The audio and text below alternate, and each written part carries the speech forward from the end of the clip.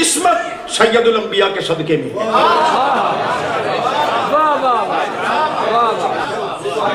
اس بات میں کوئی شک نہیں۔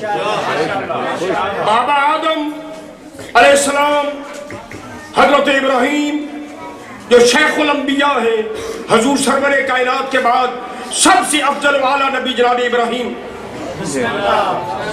جناب موسیٰ جو کلیم اللہ ہے، جناب عیسیٰ جو روح اللہ ہے علیہ السلام، ان کے تمام کمالات جتنے بھی اللہ نے نبیوں کو کمال دیے ہیں یہ میرے نبی کے صدقے میں ملے۔ اسی طرح 12 معصومین بلکہ 13 کے 13 معصوم، ان کی جتنی عصمتیں ہیں، عظمتیں ہیں، رفعتیں ہیں، فضائل ہیں، کمالات ہیں، شمائل ہیں، یہ سارے کے سارے آمنہ کے لال کے صدقے میں۔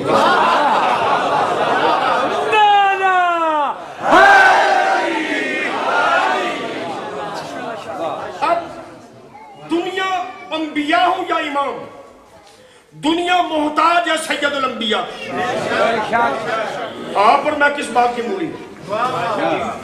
جب اماموں کا سردار امام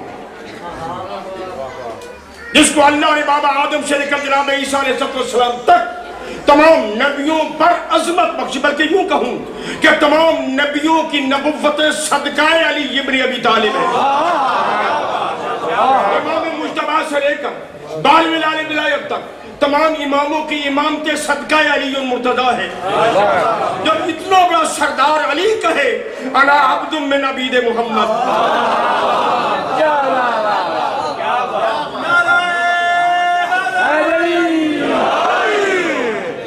اتنا بڑا سردار رسول جس مسند پر تشریف فرمائے، اور یاد رکھیے کہ نبی کا ہر حرکت، نبی کا ہر قول، نبی کا ہر فعل، نبی کا ہر اشارہ شریعت بن جاتا ہے۔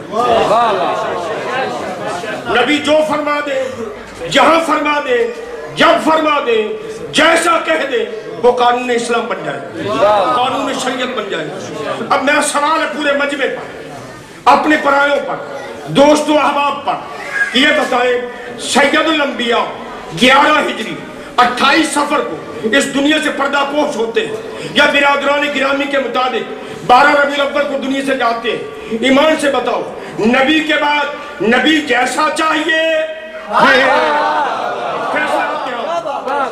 فیصلہ آپ کے آپ، نبی کے بعد اس مسند کے بارش کے بعد مثل نبی چاہیے، یا جس کو 12 سال سورہ بقرہ یاد نہیں ہوئی؟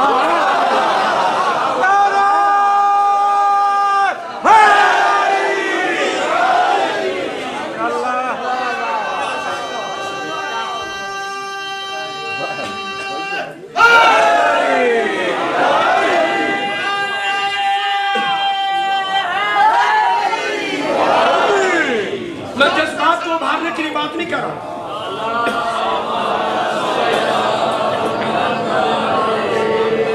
بعد رسول دنیا کا قانون کہ اللہ کے ہوتے ہوئے ادھر کو کوئی نہیں پوچھتا۔ وہ چاہیے جو رکعت میں قدم رکھے، دوسری رکعت میں پہنچنے سے پہلے پورا قرآن پڑھ دے، یا وہ چاہیے کہ مسئلہ آ جائے تو بیٹی سے جا کے پوچھے۔ دلیل پاک نبی کی حدیث متفق علیہ، تمام مسلمانوں نے حضور کی اس حدیث کو نقل کیا ہے۔ یا علی لحمو کا لحمی، دمو کا دمی، روحو کا روحی، جنبو کا جنبی، قلبو کا قلبی، نفسو کا نفسی، علی تیرا خون میرا خون ہے، تیرا گوشت میرا گوشت ہے، تیرا پوشت میرا پوشت ہے، تیری جان میری جان ہے، تیری روح میری روح ہے، تیرا پہلو میرا پہلو ہے، انت منی وانا من کا۔ رسول نے اس حدیث میں علی کو مثل نبی بنایا یا نہیں؟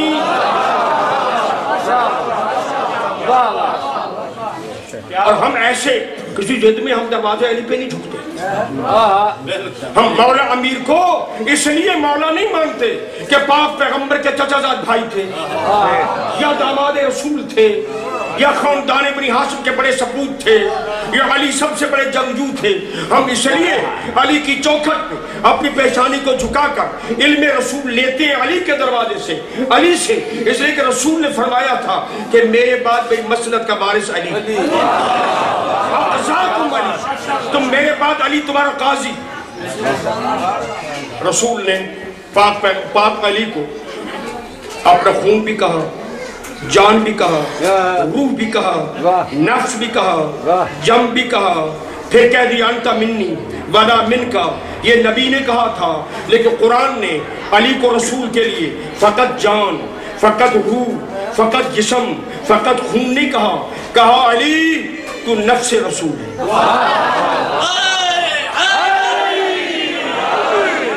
آیت میں نے جان کے نہیں پڑھی، آپ کے ذہنوں میں ہے. جب خدا نے فرمایا تھا فَقُلْ تَعَالَوْا نَدْعُوا أَبْنَاءَنَا وَأَبْنَاءَكُمْ وَنِسَاءَنَا وَنِسَاءَكُمْ وَأَنفُسَنَا وَأَنفُسَكُمْ. اے پاک رسول ان عیسائیوں کے مقابلے میں جانے کے لیے کہہ دو عیسائیوں سے کہ تم اپنے بیٹوں کو لاؤ، ہم اپنے بیٹوں کو لاتے ہیں. تم اپنی عورتوں کو لاؤ، ہم اپنی عورتوں کو لاتے ہیں. تم اپنے جیسوں کو لاؤ، ہم اپنے جیسوں کو لاتے ہیں.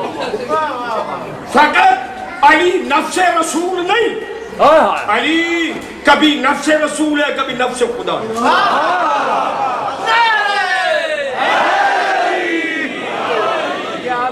اور اپنی پوری اس گفتگو کو سمیٹ کے یوں کہوں کہ مباہلہ کے میدان میں ابو طالب کا لال نفس رسول بنا.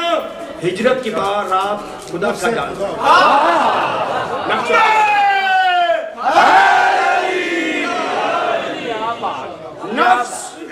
نفس کا ترجمہ انگریزی والوں نے سول کیا، جسے ہم کہتے ہیں جان. اردو میں پنجابی محاورت یہ جان ہے تو جہان، جان ہے تو جہان. علی مباہلے کے میدان میں جان رسول بنے، ہجرت کی رات جان خدا بنے. جان کہتے ہیں اس وجود انسانی کو جس پر انسانی زندگی کا دار و مدار ہے. جان ہے تو جہان، جان نہیں تو کچھ بھی نہیں. گویا کہ علی مباہلے کے میدان میں جان رسول بنے، ہجرت کی رات جان خدا بنے. اب ہم سے نہ پوچھ کہ ہم لا الہ الا اللہ کے بعد، محمد رسول اللہ کے بعد علی جن ولی اللہ کیوں پڑھتے ہیں. علی جن ولی اللہ پڑھ کے اللہ کی زندگی کا اعلان کرتے ہیں، رسول کی بقا کا اعلان کرتے ہیں.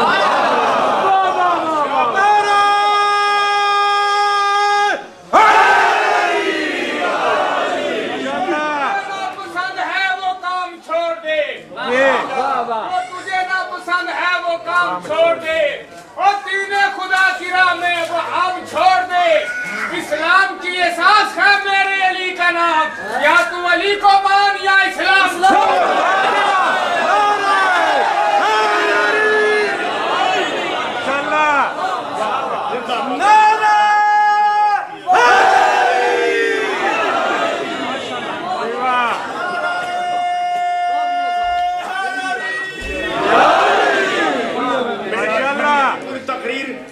میرے عزیز نے ایک جملے میں بیان کر اچھا بات کر رہا ہوں. اگر بعد از رسول مثل رسول مل جائے تو عقل کا تقاضا کیا ہے؟ ایرے وغیرہ کے دروازے پر جاؤ، بھول جانے والوں کے دروازے پر جاؤ، پہاڑیوں پہ چڑھنے والوں کے دروازے پر جاؤ. اسی کے دروازے پر جائیں گے نا جو بعد از نبی مثل نبی ہو. اور بعد از نبی جب علی مثل نبی بنے تو علی کے بعد کون چاہیے؟ یہ باقاعدہ سلسلہ. ہم جو 12 اماموں کو مانتے ہیں، ہمارا یہی اصول ہے کہ ہم اعلیٰ کو چھوڑتے ہوئے ادنا کو نہیں مانتے. ہم کسی کی مذمت بھی نہیں کرتے، کسی کی توہین بھی نہیں کرتے، ہم کسی کو برا بھلا بھی نہیں کہتے. ہماری جبھی اگر دروازہ امیر پہ، دروازہ مثل رسول پہ جھک جائے اور وہ قبول کر لیں تو ہماری نیات کے لیے کافی. قبلہ پاک میں یہی روک رہا، مجھے حکم بھی دیا گیا کہ بعد از امیر ہم اسی دروازے پر جائیں گے جو اپنے زمانے میں مثل علی بھی ہو، مثل نبی بھی ہو. جس کے بارے میں نبی نے فرمایا تھا الحسن منی وانا منہ हसन मुझसे है, मैं हसन से हूँ। फिर फरमाया मन सर्रहु अन यंजुरा इला सय्यद शबाब अहल जन्ना, जिस आदमी की आंखें इस बात से मसरूर होती है, ठंडक पहुंचती है कि मैं जवानाने जन्नत की ज़ियारत करूं। नबी ने फरमाया फल यंजुर इला इब्नी हसन इब्नी अली, तो मेरे बेटे हसन की ज़ियारत करो। इल्जाम है, इल्जाम जितने मर्जी लगा दिए जाए। कितने ऐसे इल्जाम हम पे लगे और हम तो इल्जामों की मार खाते हुए आ रहे हैं। कभी मुहर्रम के बारे में इल्जाम, कभी हमारे मरने वालों पर हमारे इल्जाम, कभी पत्नी फला फला को बुरा कहते हैं, गालियां निकालते हैं, वो हम पे इल्जाम, कभी फला की तौहीन का इल्जाम। जरा अपने घर में अपनी मंजी के नीचे डंगोरी फेर के देखो।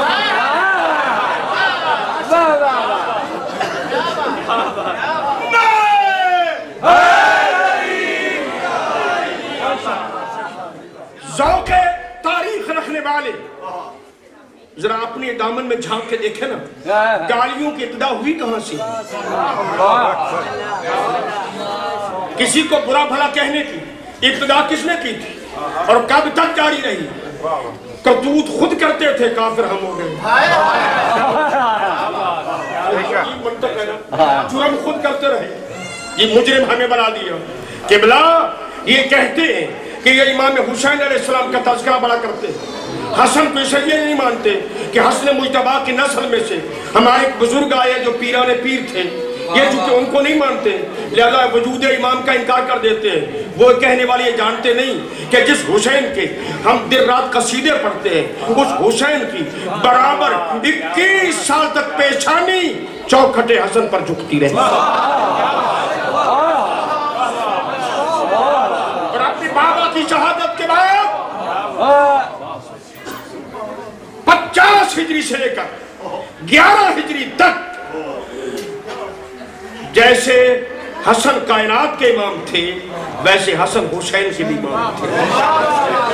वाह वाह वाह वाह, माशाअल्लाह, क्या बात है। और चूंकि इमाम का हर अमल मर्ज़ी खुदा के मुताबिक होता है, लिहाजा इमाम को बचपने में अमल करे, जवानी में करे, किसी से सुनो फरमा ले, किसी से जंग कर ले, वो इमाम का अमल नहीं है, वो खुदा का अमल है।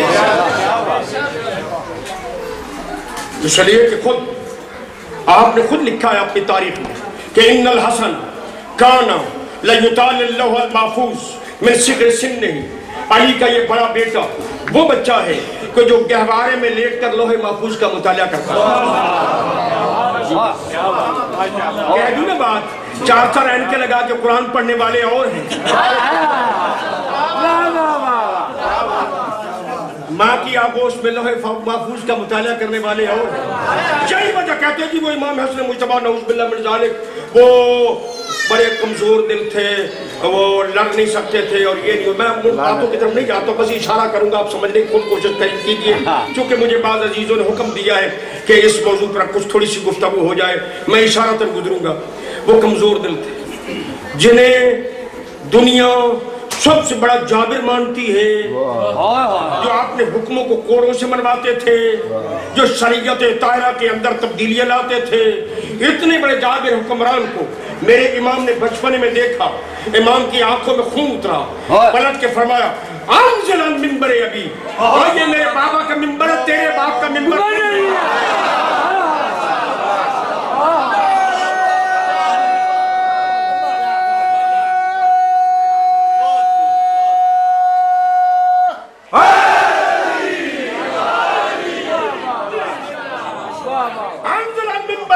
मेरे बाबा का मिंबर छोड़ दे, पूरी तारीख़ इस्लाम ज़ईफ़ से ज़ईफ़ रवायत न मिलेगी कि कहने वाले को जुर्रत हुई हो कि नहीं ये तो मेरे बाबा का मिंबर है।